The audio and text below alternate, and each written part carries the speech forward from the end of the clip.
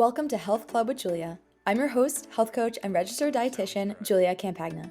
I'm on a mission to bridge the gap between looking your best and living your life to the fullest. After years of over-dieting, struggling with disordered eating, and destroying my social life, I finally found how to reach my dream physique without sacrificing the things I love. Now I'm sharing all my strategies and education with you. We'll be talking all things health, including hormones, metabolism, and lifestyle to help you cut out the confusion and start living. So get cozy and join the club. Hey guys, welcome back to another episode of the Health Club with Julia podcast. I am so happy that you are here. Today's episode is going to be a really, really great one. Today we have Alyssa Curl joining us, and Alyssa is a holistic nutritionist and hormone coach, and she is super, super informative when it comes to basically all things hormone health. Like, she's got it all, which I love because we can talk for literal hours. I mean, I was a guest on her podcast recently, and we have to make a part two because we're just talking about hormone health for like so long. Well, we have to get to more hormone health stuff. We can just talk about things for forever. So that's really fun. But we are going to be diving into insulin resistant PCOS today and talking about what that is, how you might know that you have it, how to get tested, how to manage it, all the things.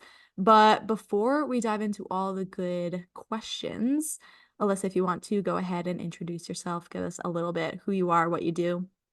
Hello. Well, hi. Thank you for having me. That was a great intro. So you covered it basically, but my name is Alyssa. I am, like Julia said, a holistic nutritionist and a hormone health coach. I have been working in the functional space now for, oh my God, since what, 2018? So I don't know how many years that is. My math is shit, but a while. And funny enough, I don't have PCOS, but I've worked, like, I feel like 90% of my clients are women with PCOS. I don't know how I've attracted that like clientele, but you know what? It's fine because I've basically become like a master of dealing with PCOS. So yeah. Yeah, I feel like PCOS is on the rise, and that's another reason, or not like on the rise, but again, I don't know if it's just because more clients that come to me have it, and like, so I'm just seeing it more, but that's another reason why I wanted to do it, because I feel like it's so prevalent and so many people have it, and I'm like, okay. It's one of the most common endocrine disrupting conditions, like amongst women, which Yeah. is why it's so common, unfortunately. It is unfortunate, and I feel like people, once they get like a diagnosis, they have PCOS, they're like, oh my God, I'm doomed, my life is over, and it's like, no, Yeah. don't go there. I know that's scary, I know that it's hard, but it can be managed well, and you can still live like a fully healthy life. And so that's kind of what I want to like debunk with these questions and just make the Yeah. listeners feel more at peace and more safe with their diagnosis if whoever's listening to this has that. Because like I said, like, you can live pretty healthy even with it. It's just figuring out how the heck do you do that, which For we're sure. we're gonna be diving into today, which is And nice. it's so commonly misdiagnosed as well, which Mhm. is like another thing that I always say. So I think us talking about like how to actually get diagnosed and markers to look for is going to be super important so that you're not actually misdiagnosed with this scary looming condition that everyone gets diagnosed with. Yeah, it is. It's so true. I feel like I read a statistic, which I don't know off the top of my head, so I'm not going to just give out a random number now, but the amount that is undiagnosed is actually crazy. Like, it Yeah. really, people go so long without even knowing that they have it. One, probably because Western medicine, like doctors just honestly don't care as much as they really should to help get to this diagnosis for people. And two, because other people don't know what to do to get tested and how to figure out what's going on at a deeper level. And so, for just both those reasons in general, it's hard to get tested and figure out that you actually have this. And like, I feel like people just go years without even knowing that they have it, which is sad. Yeah.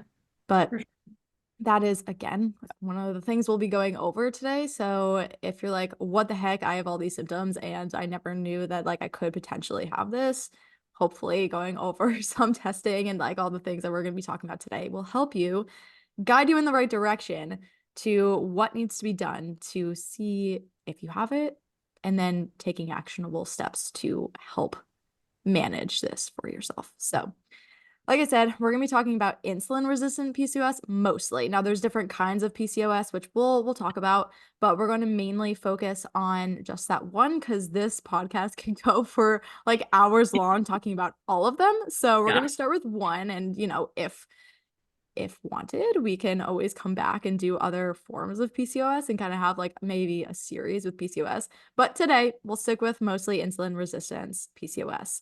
So let's get into all the nitty gritty good stuff. So Alyssa, can you just go over in general so people can understand more what PCOS is in general and kind of what are those different types? Yeah. So PCOS is a polycystic ovary syndrome. And like I said, it's like one of the most common endocrine disrupting conditions amongst reproductive women. So essentially, it's a condition in which the ovaries produce an abnormal amount of androgens, which is that male sex hormone. Now, all women have some amount of androgens, but typically women with PCOS like overproduce it. Okay. So that's typically why we see like the facial hair on like the face or extra like hair on the chest, you know, male pattern baldness, things like that. Um, what else am I missing? Typically it can cause like numerous small cysts to form around the ovaries. Those are just like the small, like fluid filled sacs that can, you know, sometimes disrupt reproduction and things like that. And in a lot of cases, a woman doesn't make enough of the hormones needed to ovulate.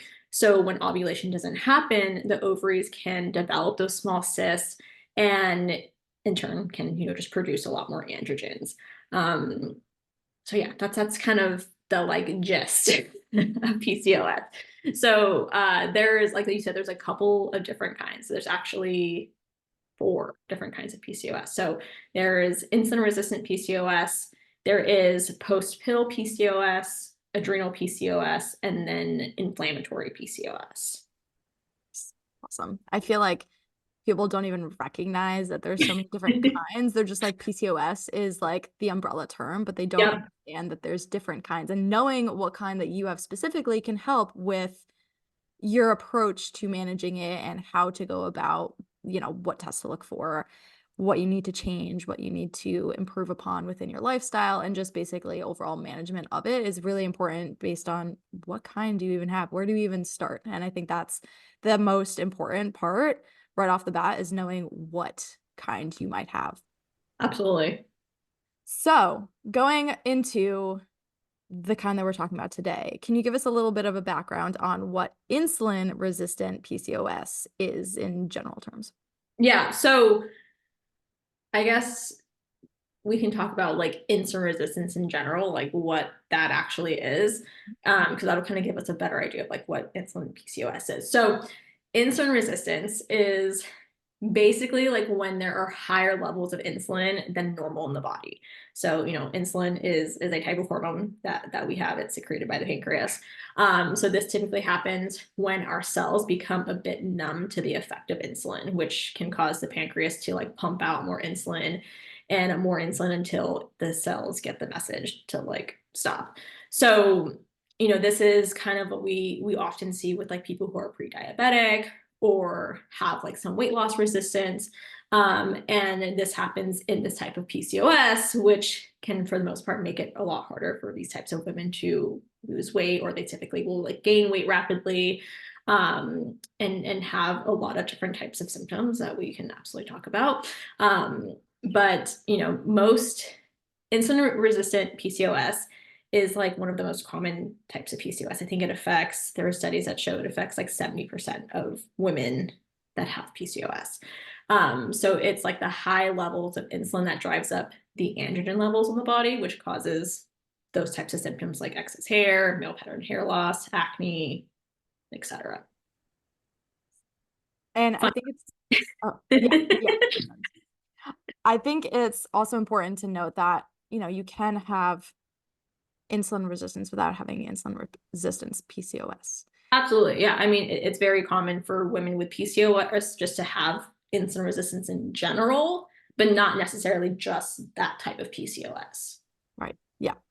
And so that's again where more testing comes into play because you can get tested for being insulin resistant And then the PCOS part of it can either be undiagnosed or you don't even go that route to diagnose yourself with PCOS as well.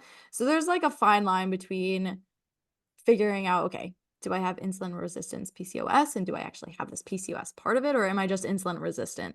And like you said, we see that a lot with people like type 2 diabetes or diabetes in general. And so you can still have that without having PCOS. But yeah, there's more testing that would be done for actually getting diagnosed with PCOS. Yeah. So what are some things that signify insulin resistant PCOS versus, other forms of PCOS, or, what are some of the symptoms that you can experience with this? Yeah, so typically women with insulin resistant PCOS might be struggling with their weight, which again can be like general PCOS. But typically it's like more holding weight around like the midsection, so hip, belly, booty, thigh area. Typically having like higher sugar cravings, fatigue, brain fog, even like craving salty foods, typically darkening of the skin, like around the armpits, kind of groin, around the neck. Again, can be very general PCOS, but oftentimes insulin resistant PCOS. Frequent urination as well. That's typically like a sign of prediabetes or like type 2 diabetes. Increased hunger or thirst, tingling sensations like around the hands and feet are kind of like the most common indicators of insulin resistant PCOS. Got it. So anybody who's listening to this, if you have any of these symptoms or more than one, might be an indicator that you might want to kind of get tested. And do you find that with these symptoms that you might experience with insulin resistant PCOS, do you feel like there can be one symptom and you might not have PCOS? Is it, is there any, I guess what I'm asking is there any number of symptoms that you should have before getting tested? Or is it, if you have any of these, go? So I would say if you have any of like the ones that I just said, I would definitely get tested as far as seeing if you have insulin resistance. Now, with PCOS, there's a specific way you typically have to go about getting diagnosed with PCOS. So you have to have, I think it's two of the three of these conditions. So you have to have irregular periods, and you have to have cysts on the ovaries, and some of like the androgen type symptoms like excess facial hair, chest, etc. So typically two out of those three will indicate that you have PCOS, but more likely like it's you have to have irregular periods and these polycystics on your ovaries.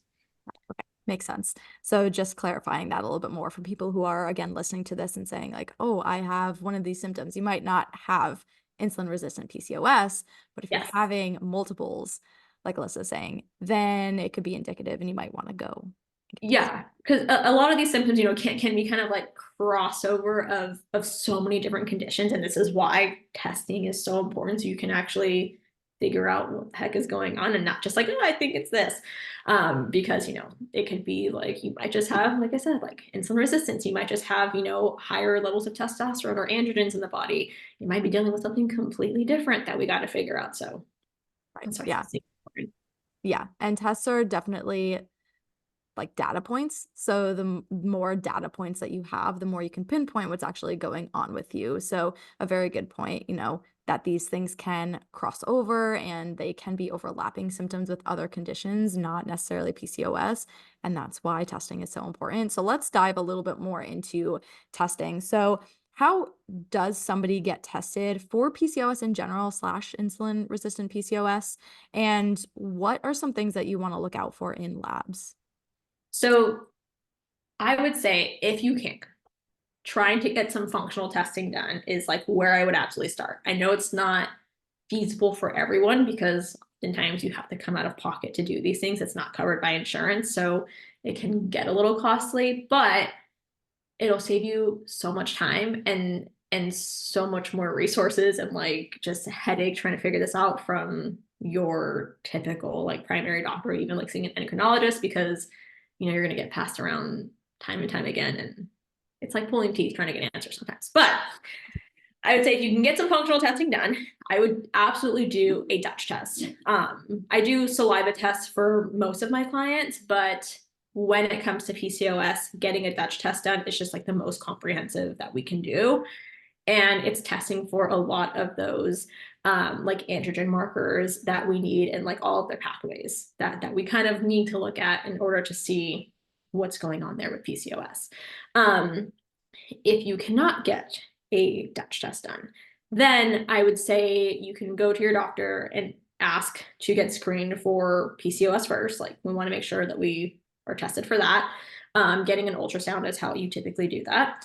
So, like, I would start there, get the diagnosis if you do and do not have PCOS. And then I would also, on top of that, get specific blood work done, which I can kind of go through and tell you kind of all the markers I typically ask for. Will they do all of these? It just depends on your primary doctor of how good they are. So, like, I would say my best advice for you is just being the best advocate for yourself of like your own health. Like, just don't waver in like trying to get answers. Like, if they're like, I don't want to do this, like, no, like, keep asking until they pull these labs for you, because someone's at some point gonna have to do it. So the first thing that we want to look at is insulin levels and glucose markers, because these can provide obviously evidence of insulin resistance, which again is super common in PCOS, particularly those with insulin resistant PCOS. So we want to utilize sometimes like self-assessment fasting glucose, as well as like any other periodic testing for typically like 14 to 13 days, depending on your level of dysfunction. So that can look like, you going out and getting like a continuous glucose monitor device. You can just go out and get like the little sticks that you can prick your finger and test at home. You can ask, your doctor to test your like A1C and your fasting glucose. But we would ideally like to do it for like I said, 14 to 30 days instead of just going one time into your doctor to get it tested, because that's just one snapshot of your fasting blood glucose, versus like if you're doing it for at least a couple of weeks, we can kind of see trends of how it's kind of averaging. So ideally, test at home for a little period of time, which the finger prick ones are usually like inexpensive. And there's a lot of continuous glucose monitoring ones that are not super expensive either. Especially if you are someone who's dealing with insulin resistance, like, you can utilize it for a longer period of time too. So it kind of works out. And then something else we want to look for is LH and FSH. So just looking at the ratio of elevation in women that typically have PCOS. We want to look at androgens and testosterone, DHEA, because these are typically common for women with PCOS, are usually going to be more elevated. So these values are going to kind of differ for everyone. I don't want to give like a specific value that we want to look for, because it depends on what kind of test you're doing. Like, if you're doing a blood test versus a Dutch test, the values are going to range. And it also depends on your symptoms too. So this is typically why I kind of take all of this into consideration when I'm looking at my clients' full picture, because your test might tell us one thing, but your symptoms are telling us a different thing. So this is why like looking at both is super important. But yeah, so we want to test LH, FSH, DHEA, testosterone, lipid profile. So women with PCOS, especially those with insulin resistance, may have increased LDL and decreased HDL, along with elevated triglycerides.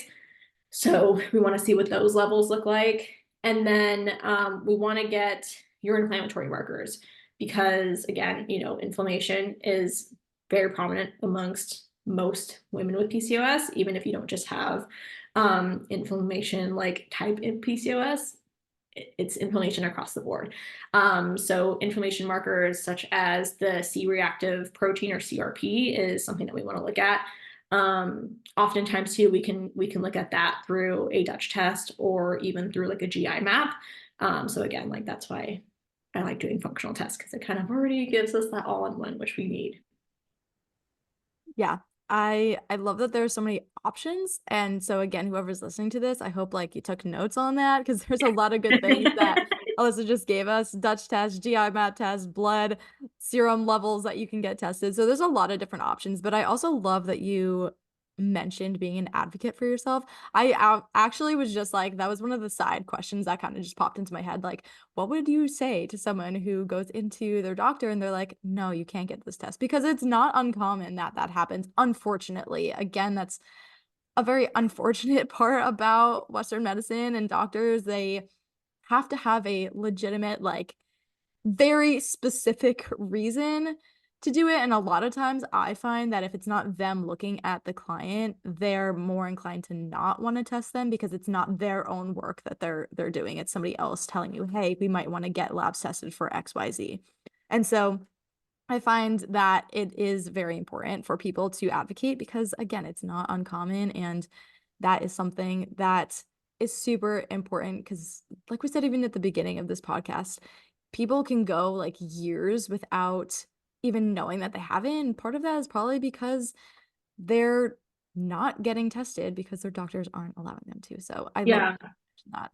Or they'll do very basic tests. And typically, how it works is like, unless your numbers are off the chart, meaning like they're extremely, extremely low or extremely, extremely high, like to the point where it's almost life threatening, that's when they'll typically, like escalate it to getting more testing done. But if you're not on the extreme spectrum, which is unfortunate, you're most likely not going to be able to get more testing done. Or they'll do it, but it's going to have to come out of your pocket. Like it's not going to be covered by insurance because it's not deemed medically necessary.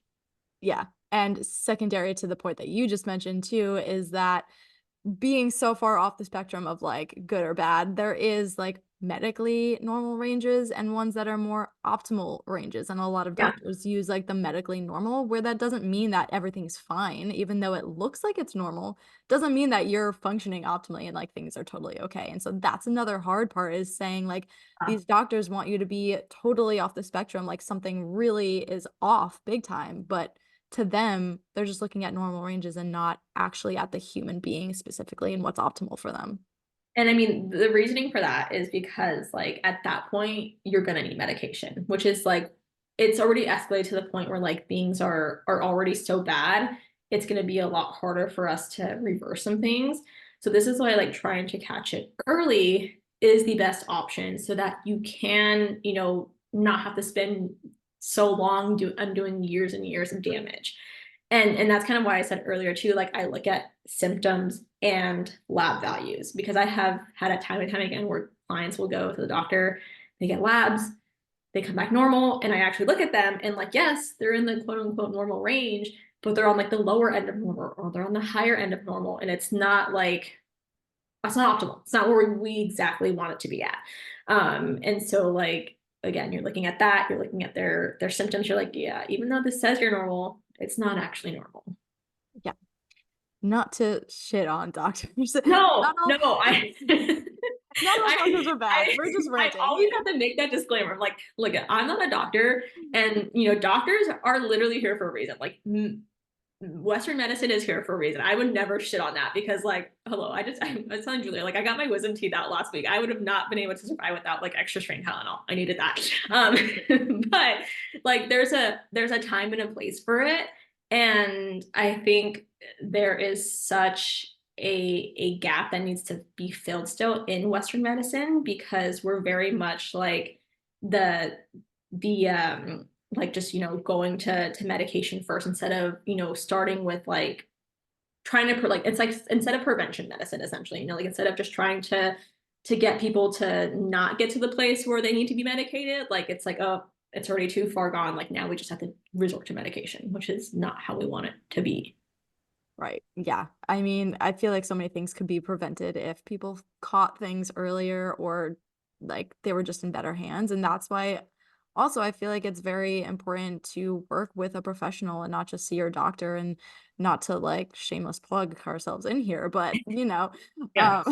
it is important to work with somebody that does know what they're looking at and can find things that doctors aren't looking for so that you can get help earlier so you don't have to go on medications and do all the things that you just mentioned. So, and I mean, not saying that you have to work with us or work with anybody, but it might be something that you might want to consider if you feel that something is definitely off with you.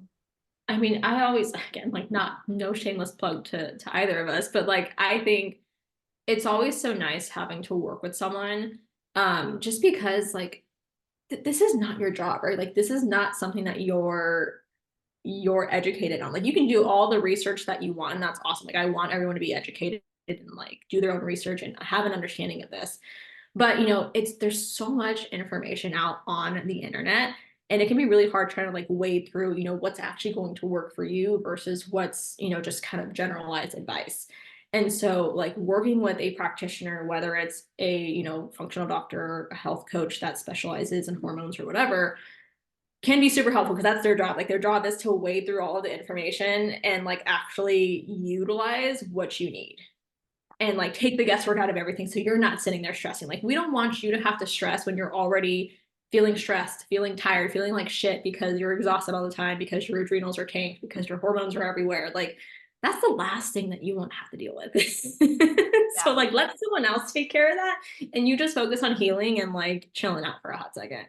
Yeah, put that on somebody else. It is really stressful trying to get to the bottom of something on your own. There's, like you said, so much information that it gets really overwhelming. You're like, okay, what do I do now? Like I've researched now and I have like all these little bits and pieces, but what's right, what's wrong, what do I do? And like that's same like for any other Yeah. career. Like I'm not an engineer. I would have no idea what to do with that. I'm not even like nurse. Like I don't know, you take care of that stuff, but I will do what I do and I'll help you in that area. And that's like sometimes you just gotta put that load on somebody else and say, hey, I need help with this. And that's totally okay to do and fine to admit that you might need help. Yeah, even when I was going through my own, hormone shit, I worked with the functional doctor that's on my team because I'm like, I don't want to deal with my own stuff. Like, someone else figure this out for me. Yeah, it's so true. So moral of the story is working with some sort of practitioner is very helpful for more than one. Highly advised. Highly advised. Definitely. So let's, do you feel like there's any kind of common like cause for someone becoming insulin resistant PCOS? So let's say somebody's like, okay, I really don't want this. I'm going to try to avoid that. Is there some things that they should look out for with causes, or is it just happens? Yeah, so a lot of times PCOS can be like hereditary. So, and not to like stress anyone out who maybe has like someone in their life that has PCOS, but unfortunately, like sometimes it can't be avoided, but we absolutely can do things as much as possible to try to avoid these things, or, again, try to like limit you from experiencing as many symptoms as possible. So the most common contributor to insulin resistance is typically eating a diet that's like higher in processed foods and like simple carbohydrates, right? Like things that are going to spike your blood sugar, and create a lot more inflammation. So that's typically like a common contributor to insulin resistance. And then stress is another factor that's commonly like a cause of insulin resistance and, PCOS for those who like maybe have it just in their genes. Because, when you are stressed, like those stressors are going to send a signal to your brain to increase cortisol. And then that's your stress hormone. And then that is going to be released from your adrenal glands. And so when cortisol levels are overproduced on a regular basis, that can lead to more inflammation, more insulin resistance, more of the things that we don't want when it comes to PCOS or insulin resistance. So like those are the two that I would say like are things in your control that you can try to avoid as much as possible.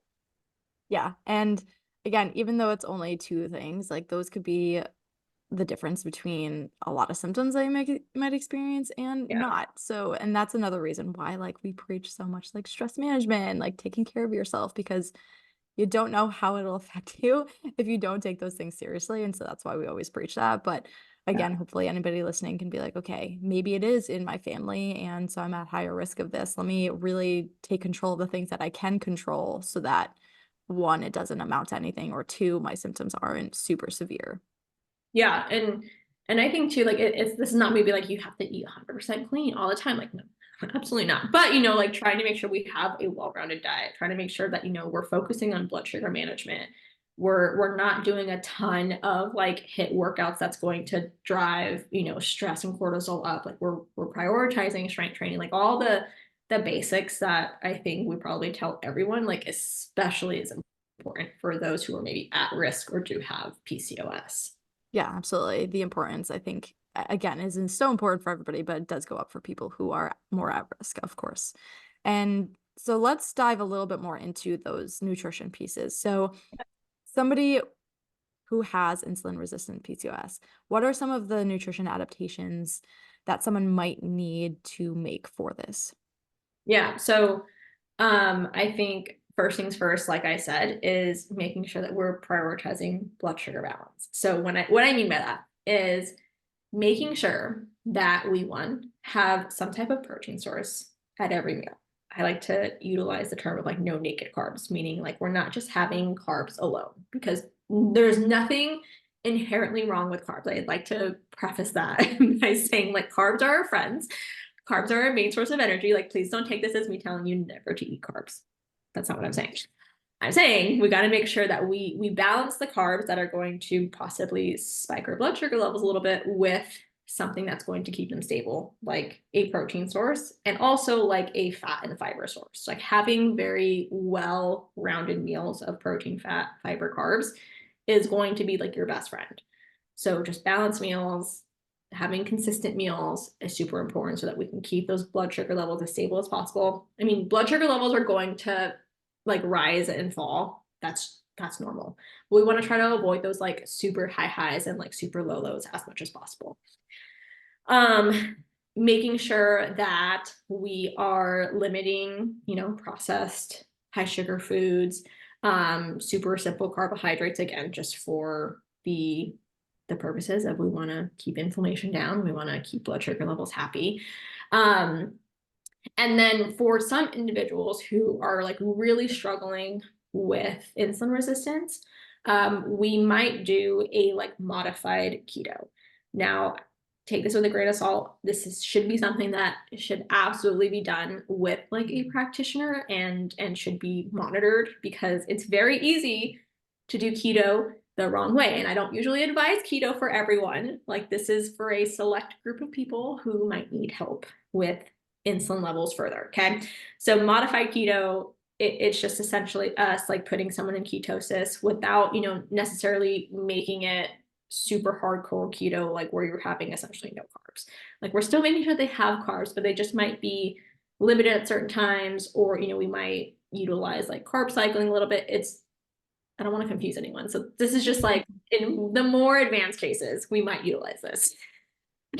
But for most people, just, trying to get some more complex carbs in, more, those high fiber carbs, making sure we don't have naked carbs. That's like where I want you to stay in your lane at. Okay. For nutrition. Yeah, I utilize the naked carbs things too. I think it paints like a good picture too. Like you have a carb that's naked, quote unquote, Yeah. just by itself. Nikki. Rather, rather pair that with something else, dress it up a little bit, put some clothes on your carbs Yeah. for, reference metaphor.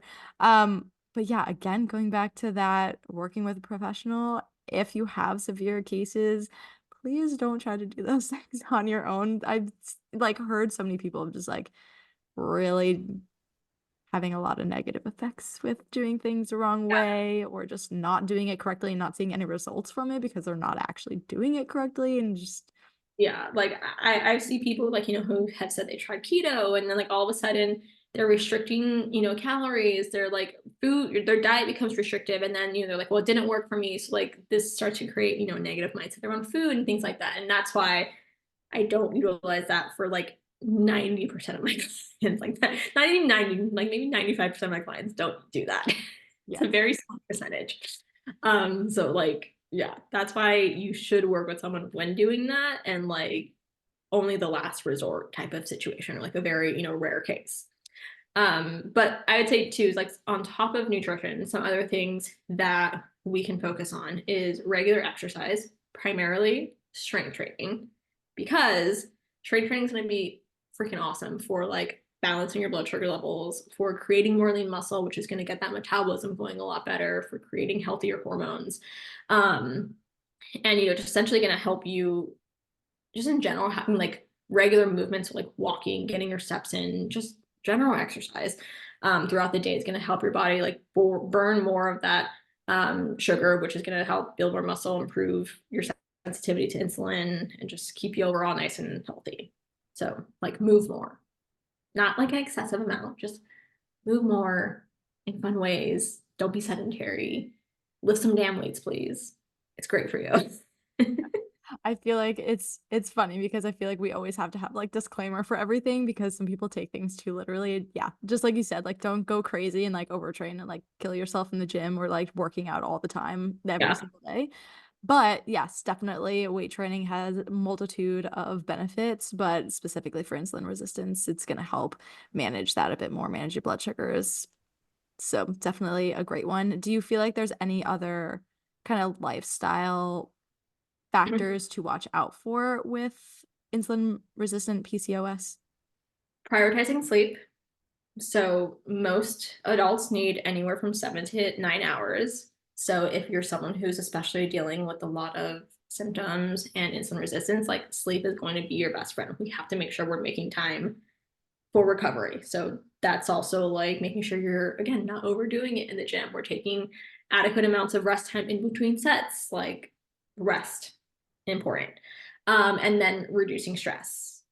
Again, it's all like kind of coming hand in hand, but we got to make sure that both of these hand in hand can help to manage blood sugar levels and insulin levels, and inflammation. So like, I'm not saying, you're not going to have stress in your life. Like that's inevitable, but we can control how we perceive the stress and also make sure that we have like activities in place to help us like cope with stress better.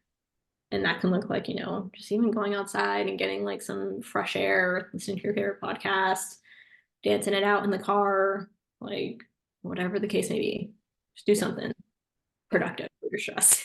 Yeah. There's a million things that can be done with stress, and stress is good. We do need some stress, like you said, but we are able to control a lot of our stress. That would be great because stress does impact so much. One of my favorite things that I tell my clients to do with stress management when we go over like stress management techniques is belly breaths. I give this to a lot of my clients because a lot of them work too. And belly breaths you can literally do anywhere, anytime. It takes just a couple minutes, and all you need is yourself and your body. Yeah. And so when my clients are really stressed, I say do this multiple times a day. Like literally just close your eyes and deep belly breath. And I'm not saying Yeah. like in through your nose, out through your mouth, like as much as you can do something as simple as that, it works like a charm. And so your stress management doesn't have to be overly crazy, but I think you gave some really great ones. I love the dancing, like whenever, wherever, in your car, in your house. Love that one. Walking, obviously, definitely backed by research that helps with stress. So there's a million things that you can do, but I think it's important to find what works best for you and what actually feels good for you. Some people don't feel de-stressed after a walk. They're just like, all right, well, that didn't work for me, and that's totally fine. But find whatever works for you and stick with that because stress is so important with everything, especially PCOS and insulin resistance. Yeah. The two I typically give my clients, which is similar to yours, is box breathing, which is similar to like deep belly breaths. Again, you can do that literally anywhere. I'm like, do that when you are at work at your desk and you're like, oh my God, I'm about to explode. Like we need that one. And then for like those of my gals that are more anxiety induced stress, like doing EFT tapping can be super beneficial. And there's like a lot of videos on YouTube that it'll take you like 2 minutes or less to just do it at your desk real fast, like just to help bring some of that stress and anxiety down. So you're like, cool, like we're back to where we need to be at. Yeah, yeah, I think that one's a great one. Actually, I Yeah, that one's a great one to use too. It's so simple and easy. And I feel like that is a really big component of stress management because like we said, like a lot of our clients do work 9 to 5s or even overnights for some people. And they think that stress management has to be like this deep meditation for 15, 20 minutes. And it doesn't have to be that. It can literally be something so simple. So do yourself a favor and find a very simple stress management tool, and it can really change your life Yeah. for lack of, better term, but it really can, honestly. Yeah. And so I want to go over one last question, which is the weight loss side of it. So obviously when people get diagnosed with PCOS, they're like, okay, this is the end for me. I can't lose any more weight. And again, going back to what I said in the very beginning, they feel doomed with like weight loss specifically because they're like, it's so much harder. And it is, it's true, it's harder with PCOS, but it's not impossible. You Impossible. can still lose weight with PCOS. So what are some tips that you have for like more weight loss specific things? I know that like training, stress management goes hand in hand with that, so those overlap, but is there anything else that you would add for like weight loss specific for people with PCOS? So I would say first things first is ensuring that your hormone levels and your insulin levels are where they need to be at, right? We can't achieve the fat loss portion or the weight loss portion until all of that is in check. I think that's, and that goes just for hormonal imbalances in general. Like I think where a lot of women mess up is, they want to so desperately like lose weight that they put the internal health aside. And, they try to go into like severe calorie deficits. They try to like increase the activity and like just things are either staying the same or like weight is starting to go up because we're creating more stress on the body. So like we have to grasp the basics first. And we have to make sure that the internal health is in check first before we go to the weight loss portion. Okay. So, like, step one, get your shit in order first.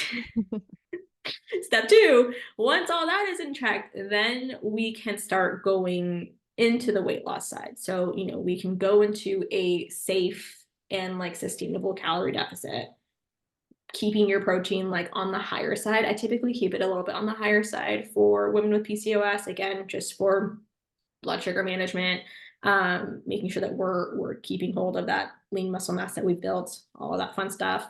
Um, Trying to do, some strategic cardio. Again, I don't advise on like going crazy on the HIIT still and things like that. Like with PCOS women in general, I typically try to have them avoid HIIT as much as possible, just because you are more sensitive to inflammation, to, stress on the body, all that fun stuff, especially if you are someone who's had insulin resistance in the past. Like we don't want to aggravate that again. So like you're just someone who doesn't tolerate that well.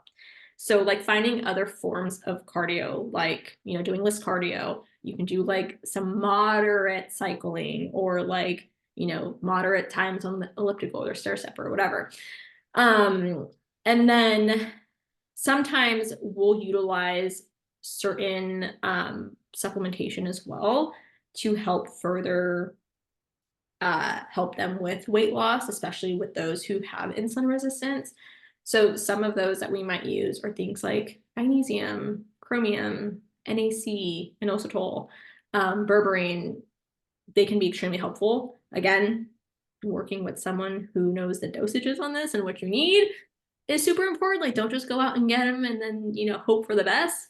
So I know a lot of times women are put on metformin to help with like insulin resistance and the weight loss resistance when it comes to these things. And oftentimes the metformin doesn't do things helpful for us as much as we want it to. So berberine is like a herb that is very similar to like, it's like the natural version of kind of like metformin.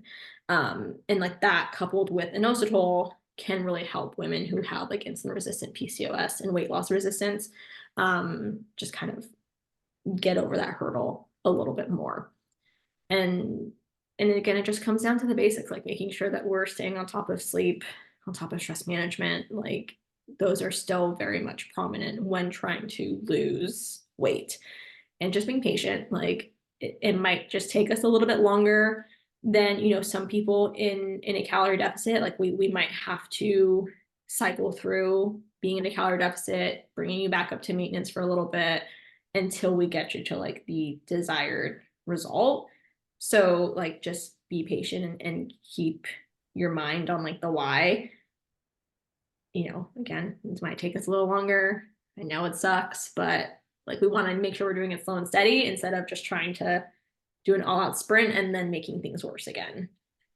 Yeah, and I think that patience even goes back to what you first said, like taking care of your body first before going to fat loss phase. So many people get tripped up with this because, like, I want to lose fat. I want to lose fat.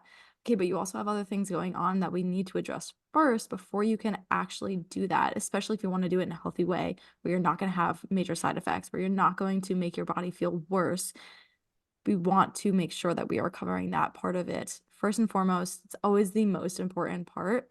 And then going into fat loss. So that patience in the very beginning is also really key because I mean, I've seen it so many times where clients come in and they're like, okay, weight loss. And I'm like, I'm sorry, but not yet. You have a lot of shit going on that we need to address first. And so, just being Yeah. able to be okay with that and playing the long game and saying, like, okay, I want this forever. Like, I don't want to have these quick results and then rebound and have them all come back or worse, have other things happen.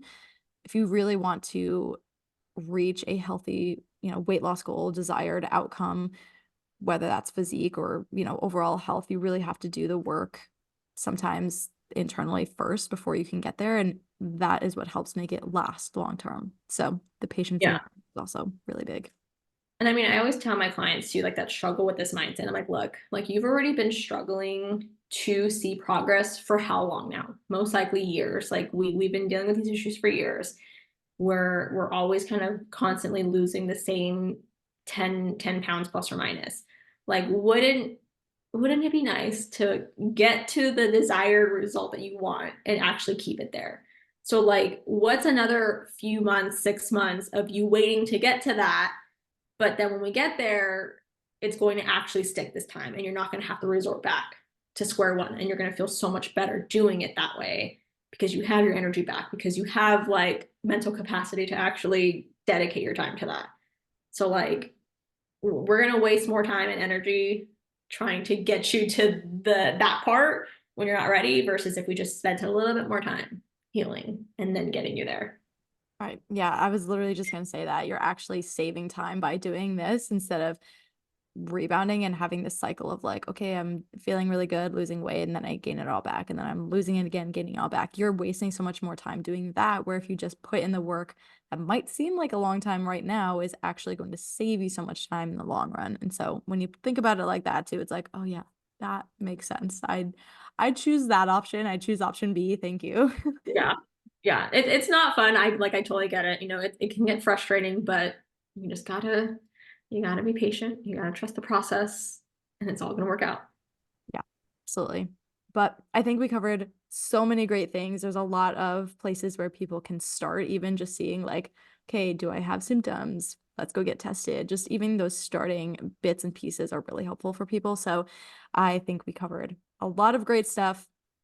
And do you have anything that you want to add that we might not have covered at all?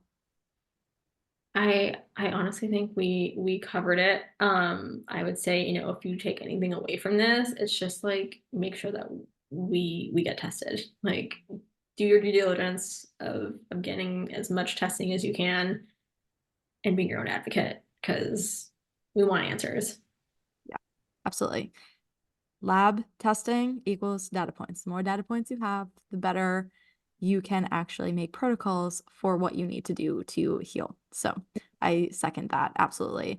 And like I said, Alyssa is amazing, full of knowledge, especially hormone health, anything hormone related, really. So I do want to mention her Instagram. It is at Holistic Liss. You can go follow her on Instagram. I will also link it in the show notes below. She also does have a podcast, which you can check out with a lot more information on hormonal health. It's a Glow Girl podcast that is on Apple, Spotify, all the things. So check her out there if you want more in-depth talks about hormone health as well. But Alyssa, thank you so much for coming on and providing us with so much great information and education for us. Of course, thank you for having me. Of course. All right. I'll see you guys next time. Thank you so much for listening to another episode of the Health Club with Julia podcast. If you love the episode, share the podcast and tag me, and subscribe so you don't miss any further episodes. If you have any questions, feel free to send me a DM. Thanks for being a part of the club. See you next time.